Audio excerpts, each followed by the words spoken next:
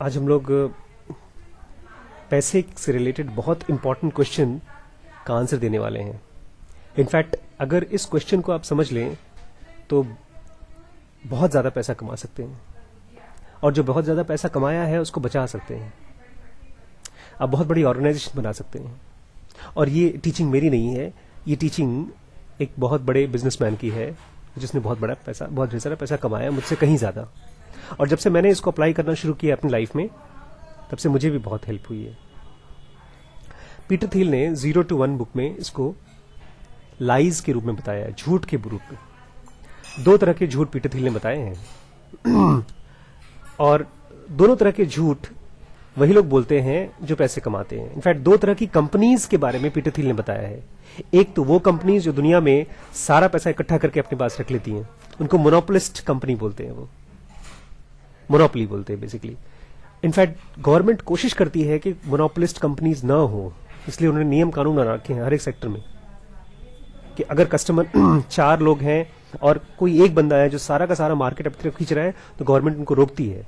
उसको बोलते हैं मोनोपोलिस्ट कंपनीज। और वहीं पर दूसरी कंपनीज होती हैं, उसको बोलते हैं कॉम्पिटिटिव कंपनीज। उसमें प्रोडक्ट होमोजीनियस हो जाता है, एक ही जैसा होता है, और मार्केट में रेट भी तकरीबन एक ही जैसे होते हैं।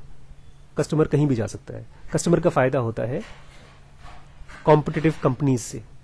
लेकिन जो अमीर होते हैं वो होते हैं मोनोपोलिस्ट्स। आमतौर पे मोनोपोलिस्ट्स लोग गलत मानते हैं, लेकिन जिसको भी पैसा कमाना है इस 2 झूठ को बहुत अच्छे से समझना पड़ेगा, क्योंकि ये दोनों झूठ ये दोनों कंपनीज बोलती हैं। अगर कोई भी आदमी बहुत बड़ा बिजनेस बनाना चाहता है तो he has to think of making an organisation.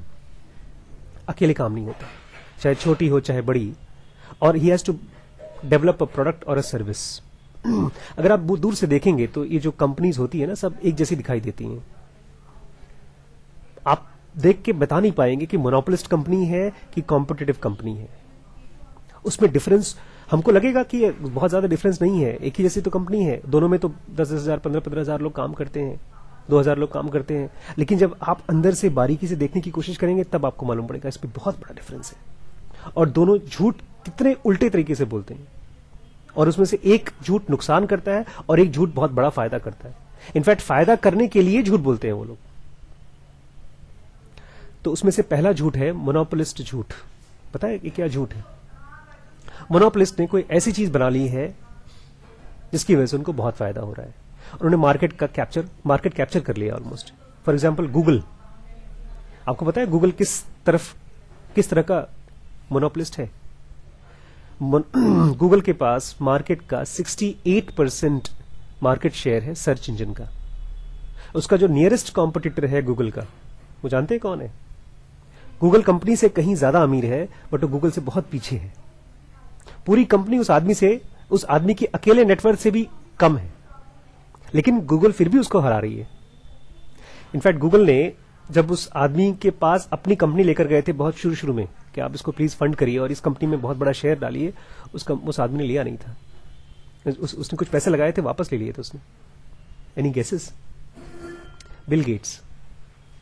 Microsoft is the nearest competitor of Google in search engine, but they just have how much? 17% of market share, और उनसे भी कम मार्केट शेयर है याहू का। तो it's very clear, कोई भी आदमी देखेगा तो Google is a monopolist search engine. But Google इसमें झूठ कैसे बोलता है? क्योंकि जो मोनोपोलिस्ट है वो अपने आप को छुपाते हैं, बोलते नहीं, हम मोनोपोलिस्ट नहीं है, हमारा कोई कैपिटल। हम तो पता है गूगल ये बोलती है कि हम एडवर्टाइजिंग कंपनी है, और हमारे पास तो एडवर्टाइजिंग कंपनीज का एडवर्टाइजिंग का जो वो होता है मार्केट होता है, उसका बहुत छोटा सा हिस्सा है। वो डिस्पर्स कर देते हैं, अपने आप को छुपाते हैं। पता है कैसे गूगल बोलता है? गूगल बोलता है भाई यूएस का जो सर्च होता है उसका जो एडवर्टाइजिंग फंड है, मतलब जो पैसा कट आता है, वो हार्डली $17 बिलियन होता है। और गूगल कितना कमाती है उसका? उससे ठीक है, उसमें ठीक है कमाते हैं। लेकिन वो बोलते हैं लेकिन देखिए जो एडवर्टाइजिंग जो दुनिया है उसमें सर्च में तो बहुत कम पैसे आते हैं। एक्चुअली जो पैसा आता है ऑनलाइन, पूरी सर्च के अलावा भी तो ऑनलाइन कंपनीज है। अमेजॉन ऑनलाइन कंपनी है, सर्च की कंपनी तो है नहीं, वहां पर भी तो रेवेन्यू आता है ऑनलाइन। तो बोलते हैं वो तो $37 बिलियन है, करीब 2.5 लाख करोड़। ऐसे करके बोलते हैं, लेकिन जो दुनिया का ग्लोबल एडवर्टाइजिंग कंपनी है वो तो करीब 25 लाख करोड़ है, उसमें हम गूगल कितना छोटा सा. They try to show that we are nothing.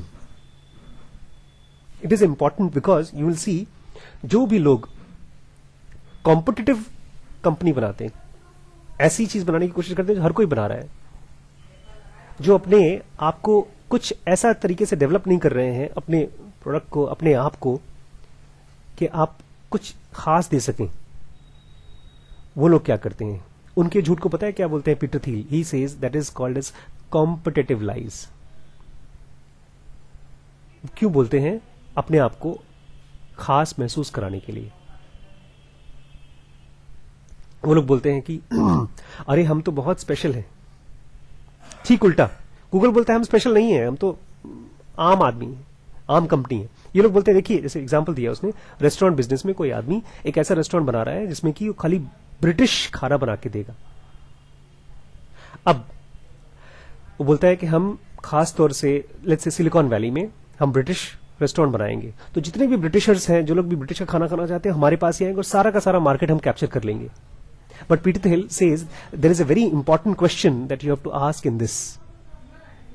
और मैं और आप, हम दोनों मिलकर के ये चीज हम चाहेंगे कि हम अपने ऑर्गेनाइजेशन के लिए जरूर क्वेश्चन पूछें, बिकॉज हम पिछले 2 साल से 3 साल से एक बहुत छोटी सी ऑर्गेनाइजेशन चलाने की कोशिश कर रहे हैं, and we have never asked this question.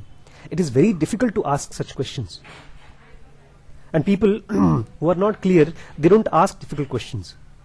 आपने खोल लिया रेस्टोरेंट, आपको लगा नहीं ठीक है, मेरा तो प्रोडक्ट बहुत यूनिक है और यहां पर आसपास कोई दुकान भी नहीं है, ब्रिटिश रेस्टोरेंट नहीं है, तो हम खोलेंगे और हमारा मार्केट कैप्चर करेंगे. लेकिन फिर क्या होता है? सचमुच में क्या वो मार्केट है भी? क्या ब्रिटिश खाना खाने वाले हैं भी? पीटर थिल बताते हैं, जब ये एक रेस्टोरेंट खुला था, हम लोग भी जाते थे खाना खाने के लिए. हमको ब्रिटिश खाना अच्छा लगता था और बहुत से ब्रिटिशर्स भी थे. But sometimes we used to go to Indian restaurants, sometimes we used to go to sushi restaurants.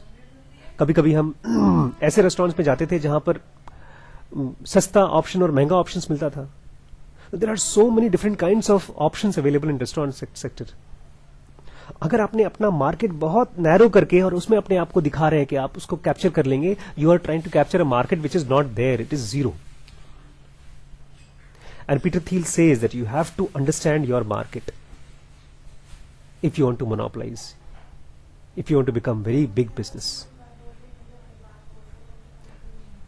अगर आपको अच्छा लगा तो लाइक करिए और सब्सक्राइब करिए. Thank you.